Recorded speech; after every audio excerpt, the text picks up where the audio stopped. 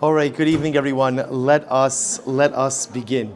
So Baruch Hashem, it's an incredible schos. Oh, I'm sorry.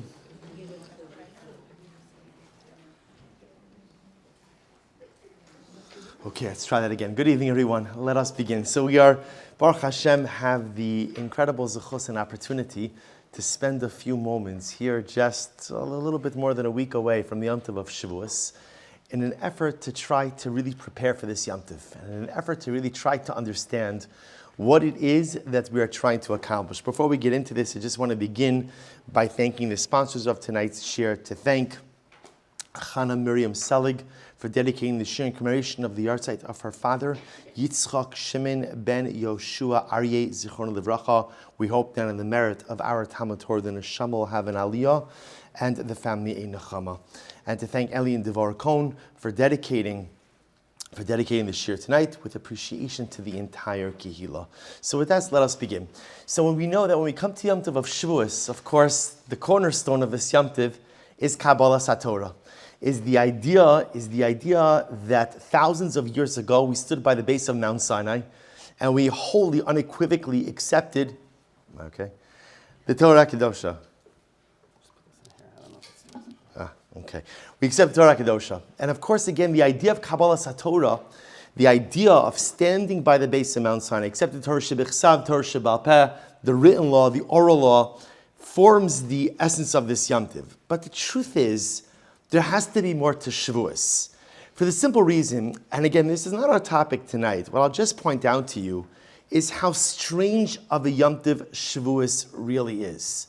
First of all, the fact that there is fundamental debate as to when actual Kabbalas HaTorah was. When did we receive the Torah?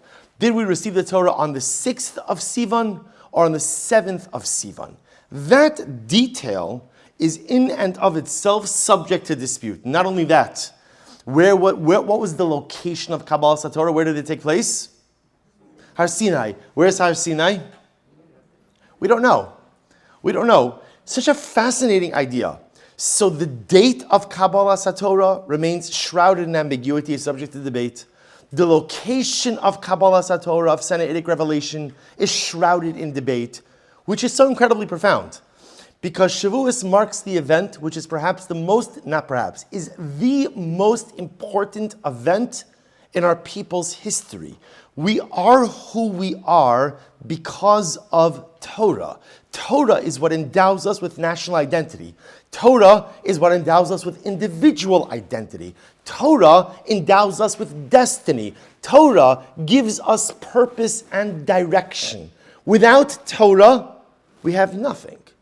And isn't it strange that the very thing that makes us who we are, yet again, is shrouded in all of this ambiguity? So the truth is, there are many reasons. The ambiguity is by design, right? The debate about the date and the debate about the location is intentional. HaKadosh Baruch Hu wanted it to be that way for a variety of purposes. But I think it's also done in order to get us to think a little bit more about the essence of this Yom Tov. I'll point out something else to you. What's different about Shavuos than any other Yom Tov? What's different? No mitzvah. Excellent. Shavuos does not have a unique mitzvah associated with it, right? Rosh Hashanah has shofar. Yom Kippur has fast. Sukkot has the sukkah and the Daled Minim. Even the rabbinic holidays, Chanukah has the menorah, Purim, Megillah, Shalach Manis, Pesach, Matzah. We come to Shavuos, and what do we have? Right, cheesecake, right, very good, right, excellent, right, wonderful. And I want to thank Shani Topper, our executive director, for the beautiful cheesecakes that everyone is receiving as part of tonight's shir. Shani, thank you for everything you do. So, cheesecakes. Contrary to popular opinion, cheesecake is not a mitzvah. It's not a mitzvah. Again, there's a whole discussion in general. Again, it's not our topic either, but it happens to be a fascinating discussion about the role of dairy, the role of milchiks on Shavuos. In fact, it's a hotly contested debate, many holding that, in fact, one should not have dairy meals over the course of, this is a hotly contested issue in my home. One should not have dairy meals over the course of Shavuos because Shavuos is a Yom Tov. Yom Tov, there is a mitzvah of meat and wine. The whole dairy piece has to do with a certain level of preparation for Matan Torah. But again, not our topic. But I'll point out to you how fascinating it is that the Yom Tov itself, which celebrates Torah, doesn't even have a unique mitzvah associated with it. And why is that? Why is that? Why is that the Yom Tov of Torah doesn't have a specific religious or ritual rite associated with it? And I think there are many answers, but one of the answers is because Shavuos represents an opportunity to look inward. Shavuos represents, you see, external mitzvos are an incredible thing. But external mitzvos are not an ends, they're a means. All mitzvos are not an ends, they're a means. The point of a mitzvah is to connect me with Hashem. The point of a mitzvah is to connect me with myself. And perhaps the glaring absence of external mitzvos on the Yom Tov of Shavuos is because the avodah, our mission on the Yom Tov of Shavuos is to look inward, is to contemplate, is to think, is to really delve within ourselves. But what is it that we are supposed to accomplish? What is it that we're supposed to think about? What is the avodah? You see, the reason why we have to answer this question is a very simple one. You see, in life, whenever you have to undergo an experience, right? You have an experience ahead of you. What's the most important thing you want to be able to answer when you get out of that experience? Was it successful? Was it meaningful? Right? A person goes through, what's my job? What's the job? What's today? Tuesday. It's Tuesday, right? Tuesday's winding down. What's the question I'm going to ask myself before I go to sleep tonight? Was this a successful day? Was this a successful day? And that's the question a Jew has to ask themselves each and every day. And when I go through a Yom Tiv, was this a successful Yom Tiv? Well, the only way to measure success is if you have a metric, right? What am I measuring success against? Right? How do I determine if I had a successful day? How do you determine if you had a successful day? You accomplished, but how do you know if you accomplished? Right? The way you know you have a successful day is at the beginning of the day, you write the list of the things you want to accomplish. I don't mean just like I have to do this, I have to do that. I mean like you write for yourself today, Tuesday. Here's what I want to accomplish. Here's what I want to do. Here's how I want to transform. Here's how I want to elevate myself. I write that. And if by Tuesday night, I could look at those things and I said, okay, maybe I didn't get through all of it, but I got through a lot of it, Baruch Hashem, successful day. So I want a successful Shavuos. A successful Shavuos is one in which somehow it's not about anything external. It's all about something internal. So what's the metric of success? So I want to show you something amazing because I think the answer to this question is actually found in Megillas Rus. We know that on the Yom Tov of Shavuos, we read Megillas Rus. We're all familiar with the story of Rus, the Moabite princess who converts, joins the ranks of the Jewish people, marries a man by the name of Machlon. Ultimately, again, he passes away. She goes back with her mother-in-law, Rus, to Canaan. The whole story, she's poor, has nothing, survives off gleanings. Again, end of the story. She marries Boaz. Baruch Hashem, they have children, a son, and ultimately that is the beginning of the Davidic line. To be clear, I think I mentioned this every pre-Yom Tov Shir. Remember, Megillas Rus is not an everyone lived happily ever after story. It's not, because Rus gets married to Boaz and is widowed soon after. She's widowed twice in her lifetime. So she is once again a young widow. So it's not an everyone lives happily ever after story, but it's a story of profound meaning. But the question is, why do we go ahead and read it on the Yom Tov of Shavuos?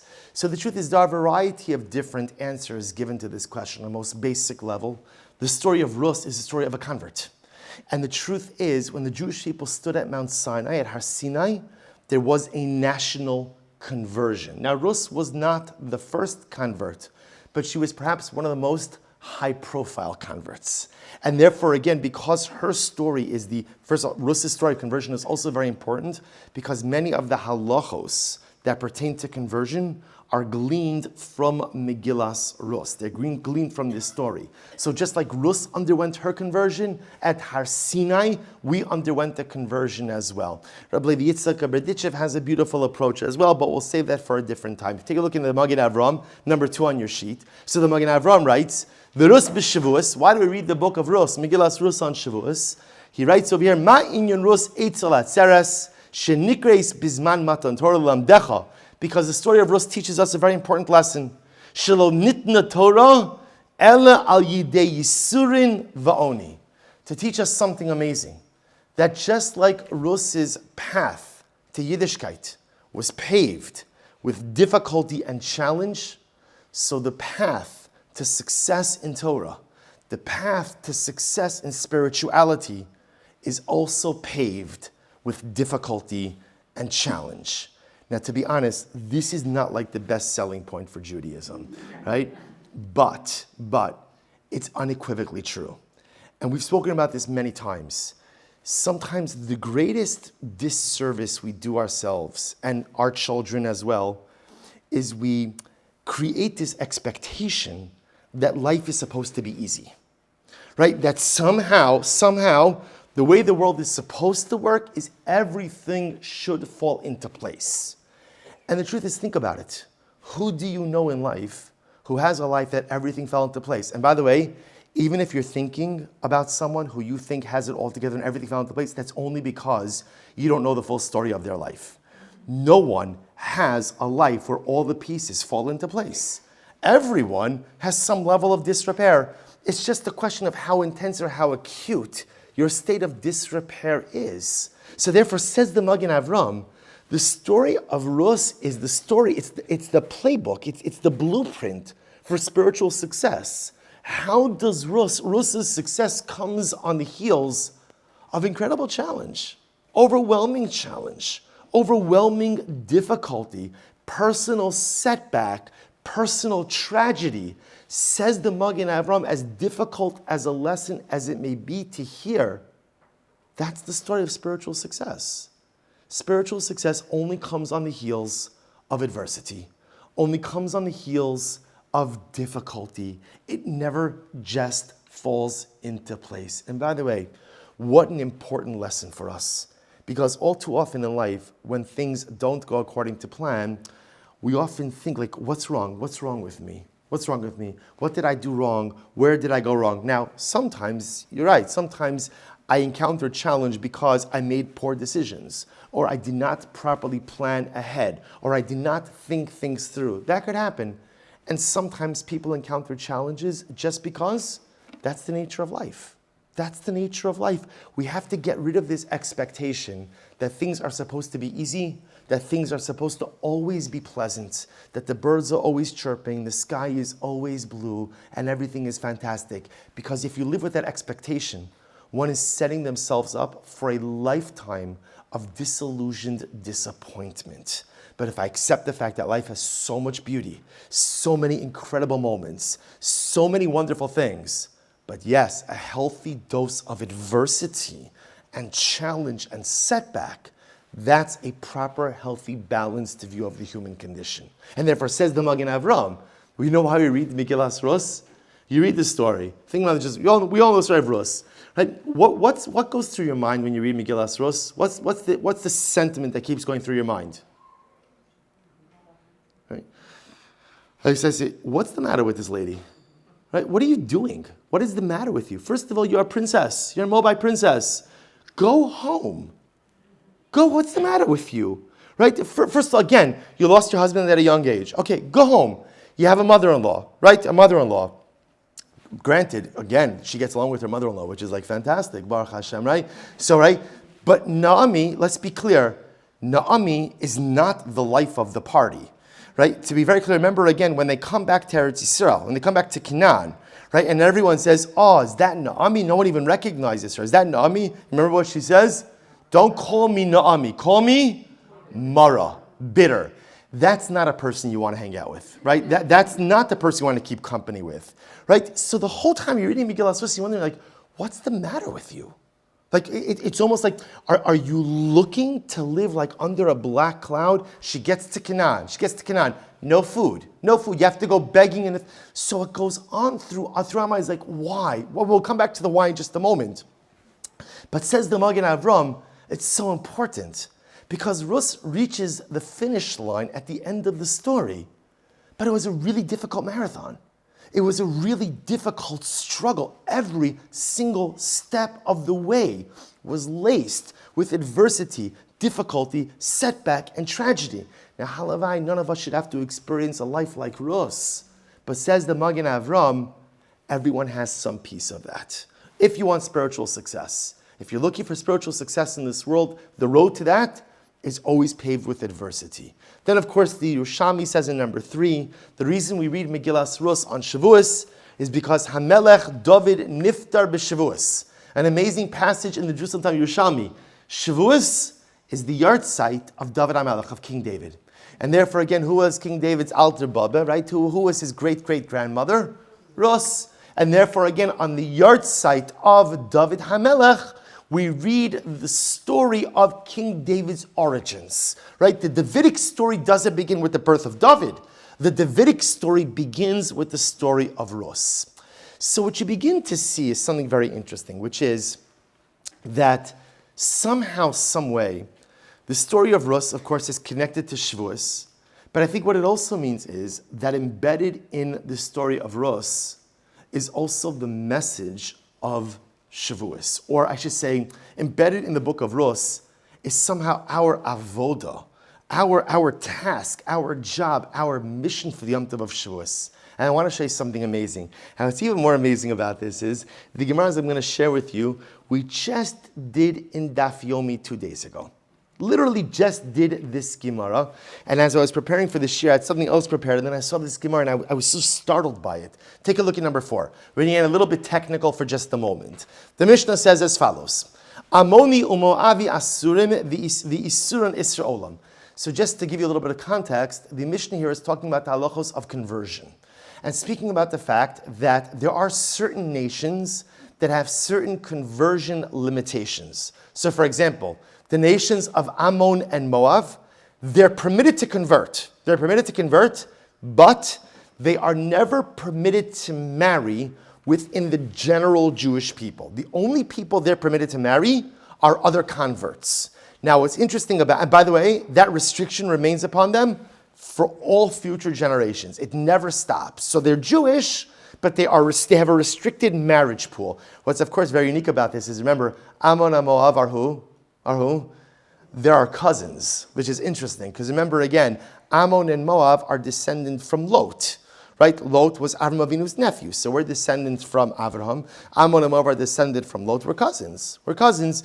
Yet Ammon and Moab, there is a perpetual restriction. Again, they can become Jewish, but they're limited with who they can marry. Now, there's an exception to this. Aval nikivosehem mutaros miyad. But this prohibition only applies to men from Ammon and Moab. Women from Ammon and Moab are permitted to marry and are allowed, and essentially have immediate integration. So a woman who converts from Ammon and Moab is a regular gioris, a regular convert, but it means that her children are totally part, right? There's no restrictions on them. But a man from Ammon and Moab who converts, forever marked, and to a certain degree marginalized, Jewish, but restricted marriage pool. Okay, what is this halacha all about? So take a look at number 5. So let me give you a little bit of background first. The Gemara explains here's why. The Torah itself says why the Ammoni and Moavi can't become fully integrated. And the Torah says, because Ashelo kidmu eschem baderech balechem ubemayim. When we came out of Egypt, they did not come out to greet us with bread and water. They're our cousins, and when they saw us, a fledgling nation in the desert, 3.5 million people in the desert. Again, in the desert, it's helpful to have some food and water. When your own mishpacha doesn't come out to help you, it's such a profound lack of chesed. It's just such a profound lack of humanity, such a profound lack of just normative human behavior that they are forever marginalized. We do not want them within the general population. You could convert, but you live on the periphery. So the Gemara says something amazing. In biblical times, the laws of modesty dictated that who would have come out to greet the Jewish people with bread and water? Who would have come out? The men, and not the women. Biblical modesty, the women would not have come out to go out and greet a foreign nation. And therefore the Gemara says that's why the restriction, right? The marital restriction on Ammon and Moab converts is only on the men, not on the women. Okay, a fascinating halacha. Now take a look at number 5. Listen to this. So the Gemara goes on. Kach mikublani mi beis dino shel Shmuel haramasi. Now the truth is, where was this halacha first popularized? Where was it popularized? It was popularized by the Beis Din, the high court, the Jewish court of Shmuel Hanavi, the prophet Shmuel. Ammoni velo Ammonis, Moavi velo Moab. It's that the restriction only applies to the male members of Ammon, male members of Moab, but not to the women. Okay, beautiful. Now, let's take a step back here.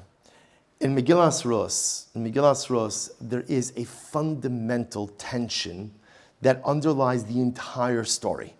And it's a tension that if you don't know to look for it, you could easily read the story a million times and never know that it's there.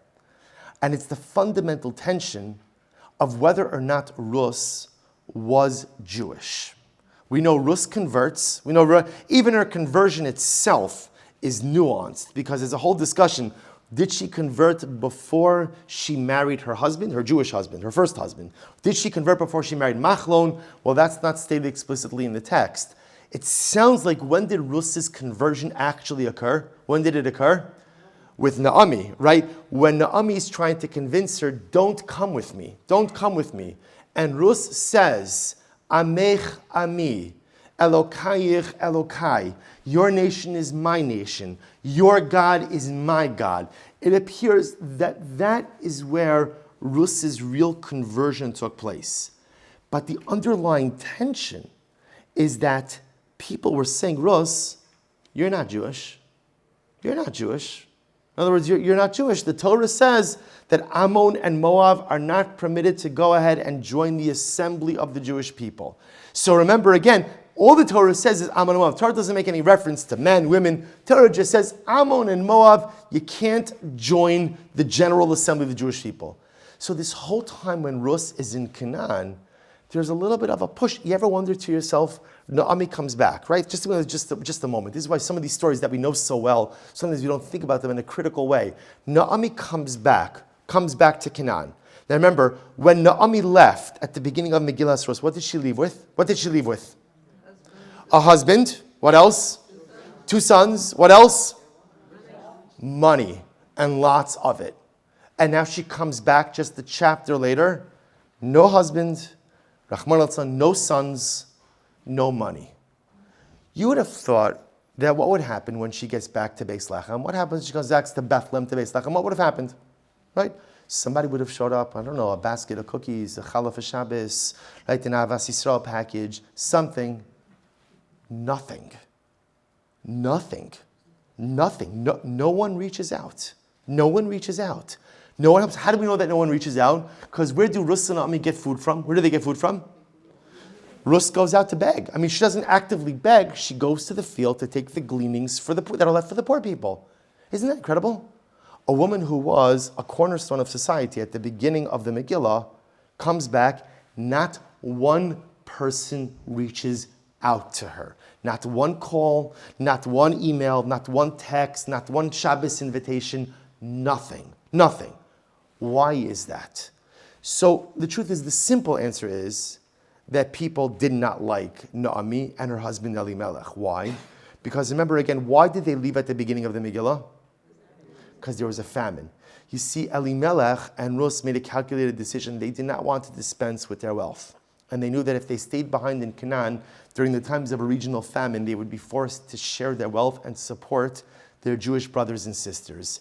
They made a conscious decision that they wanted to preserve their wealth, and therefore they relocated to Moab. So now Naomi comes back. You left. You left when we needed you. You left when you could have been of assistance. You left when you could have really helped You turned your back on us. People aren't kind when you turn your back on them. We'd like to say, be better, right? Forgive, move on. They were hurt. People were hurt. And so they gave Naomi the cold shoulder. But there's another reason.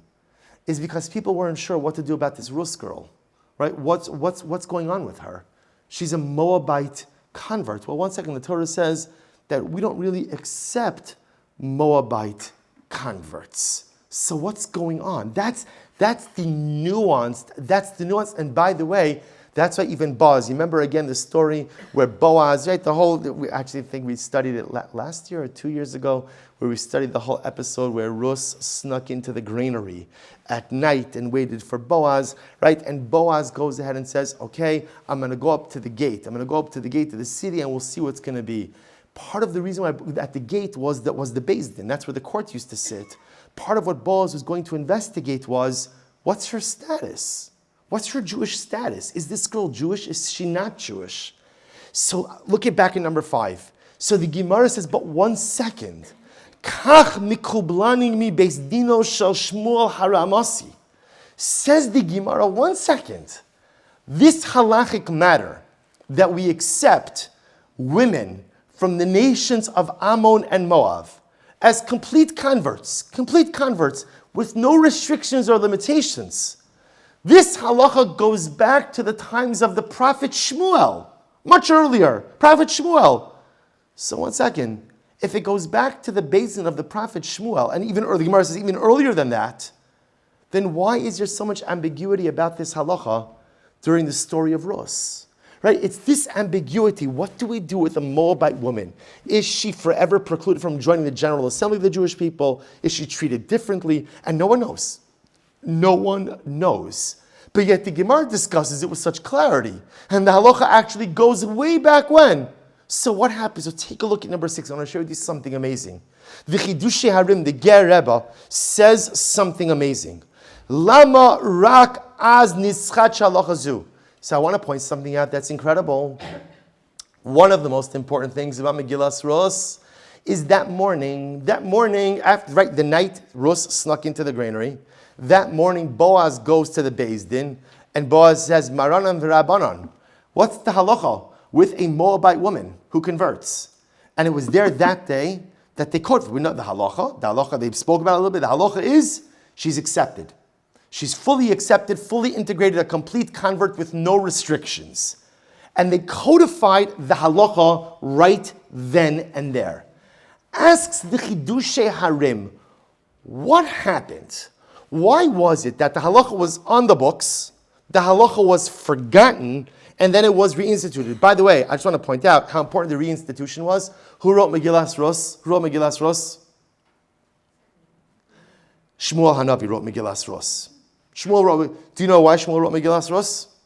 I mean, not because everybody loves a good story. Shmuel wrote Megillas Rus because David HaMelech had many detractors. And remember, his detractors seized on 2 major things. The first thing they seized on was, we spoke about this so many times, Sarah Tilim Shiurim. Maybe not enough times. Bathsheba, right? Bathsheba. The whole episode with Bathsheba was fuel for David HaMelech's detractors. They said he was an adulterer. They said he was a sinner. He's forsaken by God. All these terrible things. The second thing they seized upon, he's not really Jewish. David HaMelech is not really Jewish? Yeah, his grandmother is a Moabite convert. When they say he wasn't a Jewish, it's not literal. He's Jewish, but he's certainly not allowed to be king. Right? He's not allowed to be king. Right? That's for sure. That's how they sought to discredit David HaMelech. Shmuel Hanavi writes Megillas Rus as a way of certifying the genealogy of King David. That's the reason for the entire book. It's all here to certify that he is legitimate. He's legitimately Jewish and a legitimate monarch. That's why it's here. So ask the Chidushim, I don't understand. The halacha was on the books since Matan Torah. It was part of Torah Sheba'al Peh. It was part of the verbal tradition, the oral tradition of Yiddishkeit, that we accept female Moabite converts. And then it was seemingly forgotten, and reinstituted or rediscovered in the book of Rus. So ask the Chidushim why. Why? Why was it forgotten this entire time? Look what he writes. Ella, here we go. Ritzona sharus lehisgayer haisa av sheyada shelo tucha lava b'kal Hashem. V'kabla aleh hakorak shetucha listabech b'nachalas Hashem. So says the Chidushim something amazing. Do you know what the profundity of the story of Rus is? The profundity of the story of Rus is a woman who was driven to accomplish something and did not pay attention to the personal cost. In other words, says the Chidushim something amazing. You think Rus didn't know why people gave her the cold shoulder? You think Rus didn't know why people weren't reaching out to her mother-in-law? You think Rus didn't know that people, whenever she walked by, murmured about her that maybe she's not? She knew it. She knew it.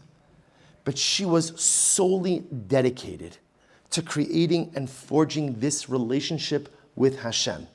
You see, says the Chidushei Harim something amazing.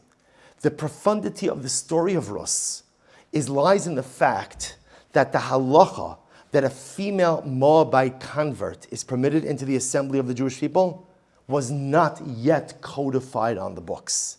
That's the greatness of this story. Because if that halacha was codified, okay, she knew she could convert, she knew she'd be accepted, and so she put in the time, she put in the effort to reach the finish line. But the greatness of Rus was the halacha wasn't codified at the start of the story. The greatness of Rus was she did not know how her story would end. But what she knew was that she desperately wanted to attach herself to Torah. She desperately wanted to attach herself to Ruchnius. She desperately wanted to attach herself to Hashem. That's what she wanted. And how did she want to do it? She wanted to do it through the vehicle of Judaism. But Rus, maybe you're not going to be accepted. So be it. So be it. Life is not about being accepted.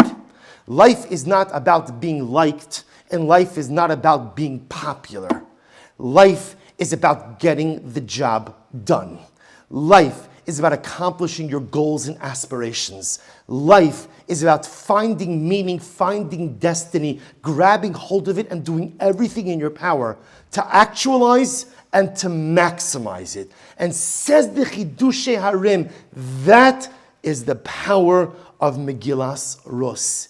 It is the story of a woman who had a clear objective, a clear goal, and she would let nothing stand in her way. But Rus, what's going to happen? Who are you going to marry? What's going to be? Are you going to be accepted? If you asked Rus all those questions, you know she would respond? Static. That's static. I don't know. I can't control those things. I can't control acceptance, not acceptance. I can't control those things. I know what I have to do. And I have to have tunnel vision to accomplish it. I know what needs to get done. And I've set my mind to it. And again, sometimes in the pursuit of your goals and objectives, there are collateral costs. There are collateral costs. Pursuing your dreams comes at the expense of other dreams, right? Just like, if you choose to eat fleischiks, you can't have ice cream for dessert. It's just not a punishment. It's just the result. So sometimes when you go ahead and you choose a derech in life, you choose a path, you can't, see, this goes out to what I was saying before, whoever made up the phrase, have your cake and eat it too, he wasn't Jewish or she wasn't Jewish, right? Because it's not true. You can't have your cake and eat it too. But what you could do is, you could have your cake. What you can do is you could choose which cake you want to have, right? You could choose which dream you want to pursue. You could you could choose which path you want to go down. But just understand, when you choose one path, that comes at the expense of a different path, right? When you make decisions in life and you go on a particular kivun, a particular direction, that comes at the expense of the other directions. Rus knew all of this. And says the Chidushei Harim, the greatness of the story is, she knew what her decision would cost her. She understood it, but she made it anyway. Because in her mind, however she arrived at this decision, but she decided that finding this relationship with Hashem in the context of being part of the Jewish people was more important than anything else in her life. She understood the potential collateral loss. She understood the sacrifice that would entail, potentially entail. but she chose that decision anyway. She was determined to do what needed to get done and remained unfazed by the challenges. And I'll show you why this is absolutely incredible.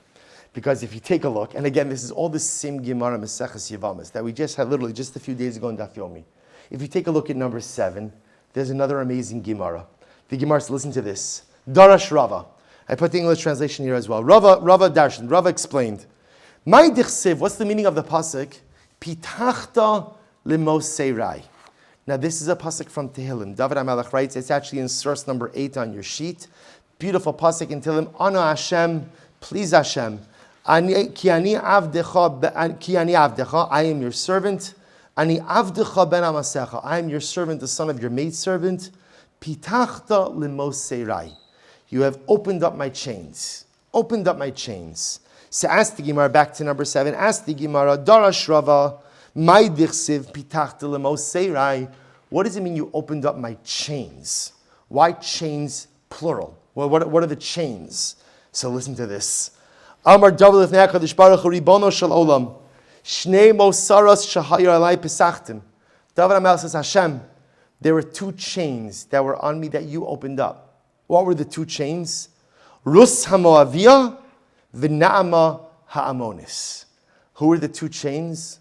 David says, my grandmother, Rus, who was a Moabite, and amazingly enough, David's daughter-in-law, one of Shlomo's wives, was a woman by the name of Naama, the Ammonis, from Ammon. So David HaMelech says, there are these 2 women in my life. My grandmother, great-grandmother Rus, who's from Moab, my daughter-in-law, Naama, who is from Ammon. And David HaMelech says, ultimately, again, Hashem, you opened up my chains. In other words, these 2 situations could have destroyed the growth of my family. If people would have said, Rus can't join the Jewish people, Naama can't join the Jewish people. So Hashem, you so to speak, you unlocked my chains with the drasha, with the understanding that the restriction on Ammon and Moab only applies to the men, not the women. You unshackled me. But it goes on. Darash Rava. Rava goes on and he says, My dichsiv rabos asiso ata Hashem elokai niflosecha machshavosecha elenu. So now David HaMelech quotes another pasuk. What's the other pasuk? Pasuk says, Hashem, you have done so many wonderful things for us, wondrous things for us, umachshavosecha elenu, and your thoughts are always directed towards us. Why us? Elai lo ne'emar ela elenu. It doesn't say, David HaMelech is not saying, Hashem, your thoughts are always directed towards me, but rather David says, Hashem, your thoughts are always directed towards us. Who's the us? Listen to this image. Melamit shahaya rechavam yoshev becheko shel David. David HaMelech was holding his einakel. He was holding his grandson, a little boy by the name of Rechavam. Rechavam is the son of Shlomo and Naama HaAmonis.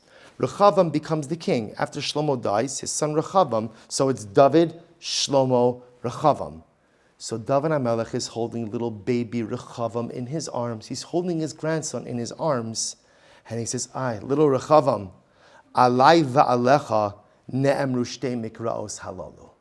These psukim, pitachta limoseirai, you have unshackled me from my chains. And Hashem, your thoughts are always about us. David says, you know who these 2 psukim refer to, little Rechavam? They refer to you and to me. They refer to us. Because were it not that Hashem, quote unquote, unshackled us, ultimately we would both be discredited. Were it not that Hashem's thoughts were always upon us, our detractors would have destroyed us. A moving Gemara. But let me just show you one piece, and then we're going to bring it all together. Remember, David HaMelech, just understand, David HaMelech is holding his little baby grandson, which is such a beautiful imagery by itself. And he says the pasuk, go back now to number 8, or go forward to number 8. The first pasuk David HaMelech quotes, which is what I want to focus on.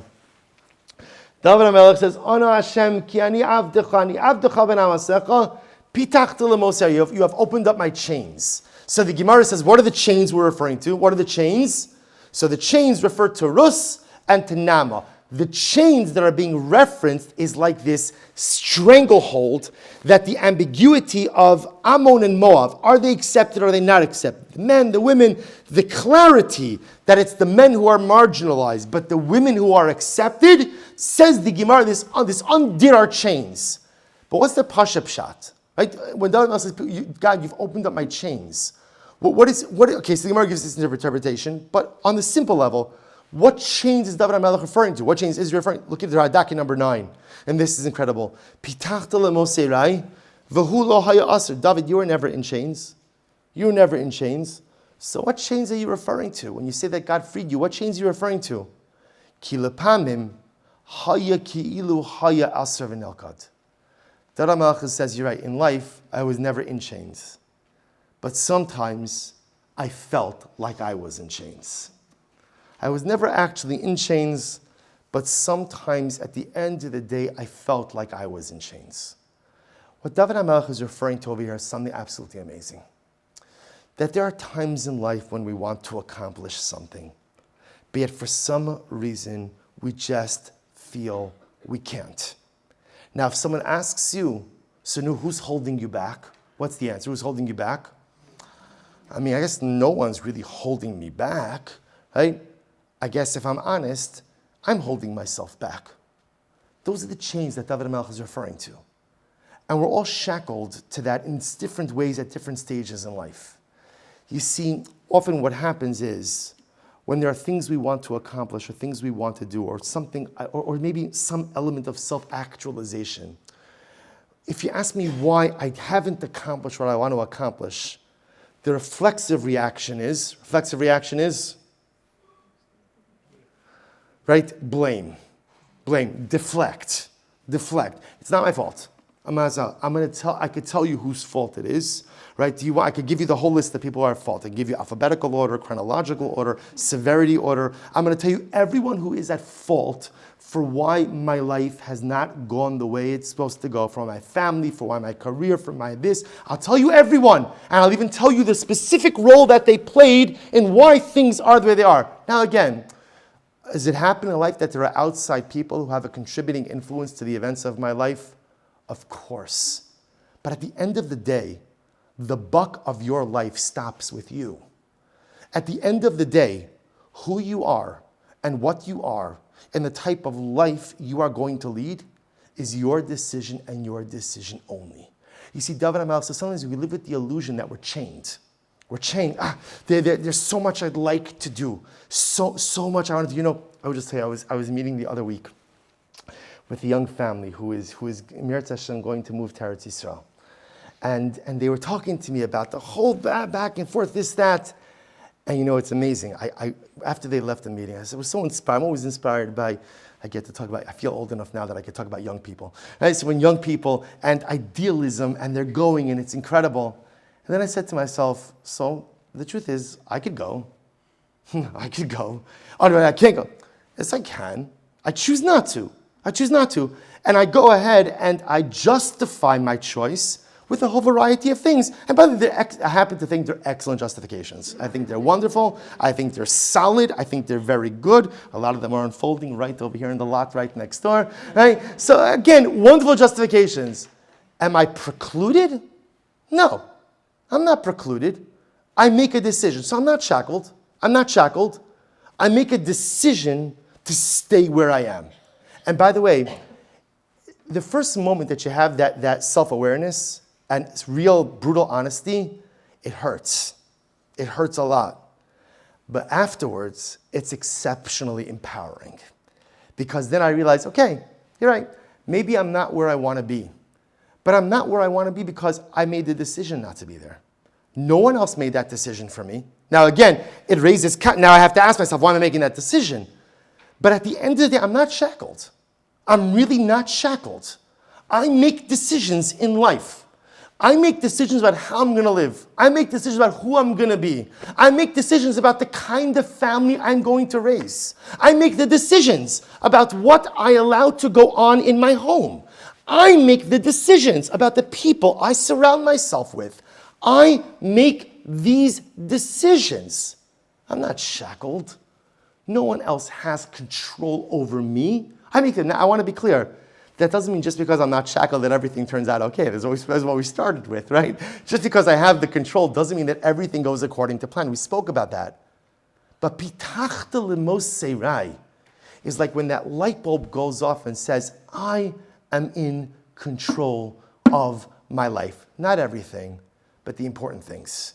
The important things like who I'm going to be, what I'm going to be, the life I'm going to lead, the type of relationships I'm going to create. Those are my decisions. I am not shackled.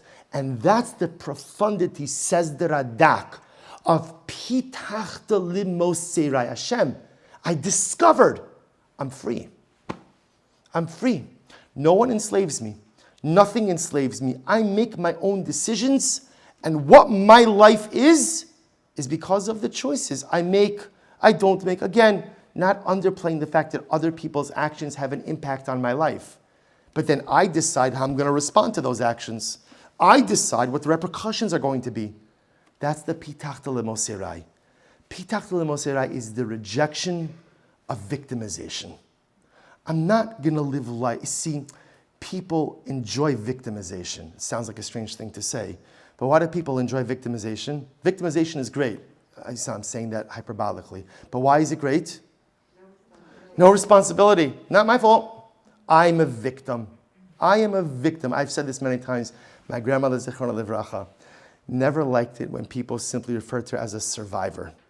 Because a survivor means that really represents somebody else did something, you survived what someone else did to you. She's like, yeah, I survived, but that's not my defining moment. Right? My defining moment is that I got married, I created a family, I built a life, I have children, grandchildren, great-grandchildren, Shomei Torah mitzvos. That's an accomplishment. See, Pitachta Lemoseirai is the fundamental repudiation and rejection of victimization. I'm not going to live life feeling like I'm shackled by someone else or something else. I'm going to free myself and recognize I have the power to decide who I'm going to be, what I'm going to be, and the life I'm going to lead. So now listen to this. David HaMelech is going ahead and holding his grandson Rechavam, and he says, little Rechavam, let me sing you a song, Ana Hashem, right? And the song ends up, Pitachta Lemoseirai, and although the Gemara doesn't say it explicitly, remember again, this whole Gemara is related to Ammon and Moab. From where did David HaMelech glean the strength to unshackle himself? From where did he glean the strength to go ahead and say, I repudiate and reject victimization? I make my choices in life. Where did that koach come from? And it came from Rus. It came from Rus. Because going back to the Chidush Harim, what's the story of Megillas Rus? The story of Megillas Rus is a woman who has a vision. Rus has such clarity of vision. And by the way, it's interesting. I don't know why this is, but whenever I think about Rus, right? When you think about Rus, what's the expression? If you close your eyes and you see Rus, what's the expression you see on her face? You ever think about this? I guess I'm the only person who thinks about these things. Right? So again, I always imagine Rus has a smile. She has a smile. And she's walking through the fields. And by the way, I could tell you, I know that I'm right. I'll tell you I know that I'm right. Boaz, remember again when he comes home from the field, so he sees Rus in the field, and what does he do? He asks, who is she? Who is she? And by the way, everybody's intrigued by the fact that this much older man is asking about this young girl, who is she? Okay, so you could say that maybe she was very beautiful, and that caught his attention. That's possible. But I will tell you, at least I find, more than beauty catches the eye, happiness catches the eye. You ever come across a person who's just like genuinely happy? Like, I know like two people like that, right? People who are just like really always, I don't mean heavily medicated. I mean like really like genuinely happy people. They're just happy people. And the truth is, you want to be around those people. Right? That person like always a silver lining. Always everything is great. Everything is wonderful, fantastic, effervescent, and always top of the world. Always top of the world. We're drawn to people like that because deep down, I want to be like that. Not happening for me, but like I know that I really want to be like that. I've often thought that again, Rus goes through life with that smile. Through the smile, you're a young widow. Your mother-in-law said, call me Mara. No one's accepting you. You're pretty much an outcast. Because Rus had vision. Rus knew what she wanted in life. She knew what she wanted to accomplish. She knew what her life objective was. And the truth is, she also knew that the accomplishment of that objective would come with collateral costs. But she was willing to pay them.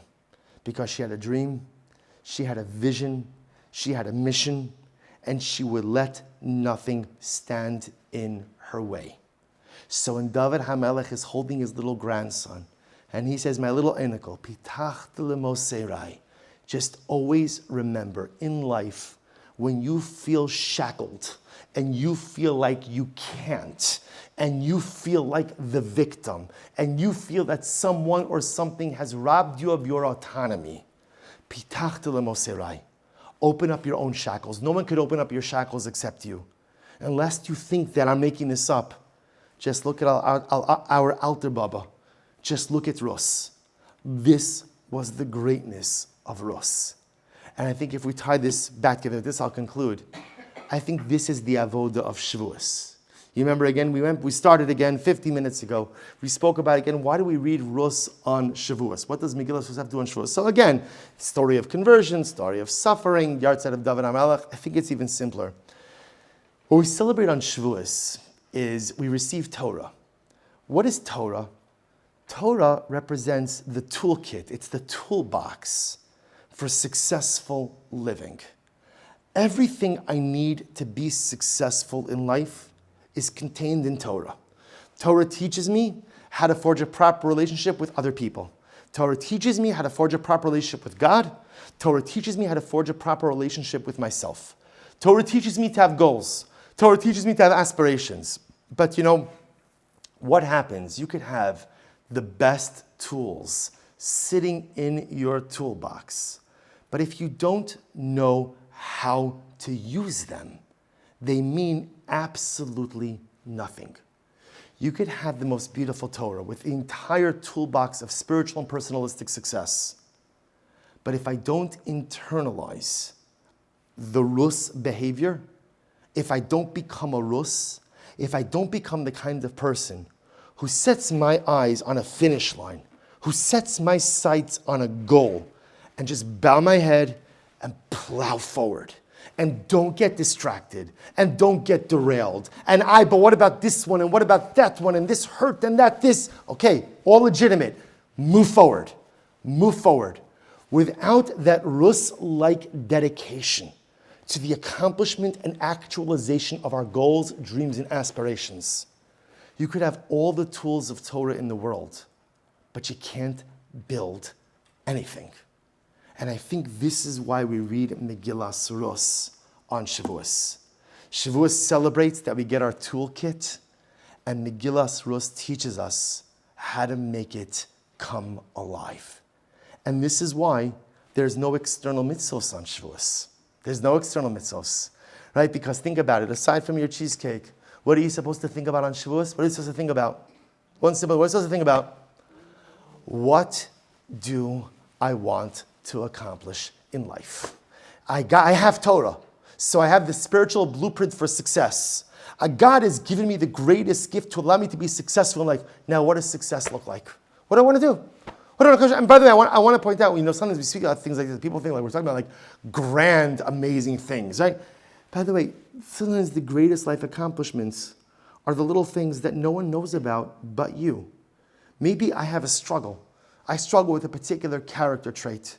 I struggle with a particular behavior. A person struggles with an addiction. A person struggles with a toxic relationship. A person struggles. We all have our struggles. Sometimes the greatest accomplishment is finding the courage to overcome those things that are just holding you back. No one else ever knows about it. No one else should ever know about it. That's between me and HaKadosh Baruch Hu, and maybe again my loved ones. Whatever the accomplishment is, the Avodah of Shavuos is now Mazel Tov. You got your Torah toolkit. Anything and everything you need to be successful is contained. As the Gemara says, Hafach ba, v'hafach ba, dekula ba. Talking about Torah. Turn it over, because everything is in it. And Rus comes along and teaches me, choose a goal, choose a destination, choose a finish line. Get rid of your shackles because you are in charge of you, and make something great happen. That's our Avodah of Shavuos. So we should be Zochem Yirtzeh Hashem, that as we celebrate this Yom Tov, now hopefully you have a little bit of time to think about this in advance of Yom Tov as well. That first of all, on Yom Tov of Shavuos, we should take the time to really appreciate that which we have. You know, we are so profoundly fortunate to have a moral compass in a world that so often suffers from moral decay. And that if we just hold on to it, we could find a way to navigate through all the complexities and difficulties of life. But each of us in our own way has to become a rus, has to unshackle ourselves, decide where we want to go, what we want to be, bow our head, and full steam ahead. Don't get distracted, don't get derailed. Find the rus-like courage to accomplish the things that are important to you, recognizing that in the pursuit of some accomplishments, they may have to sacrifice other things as well.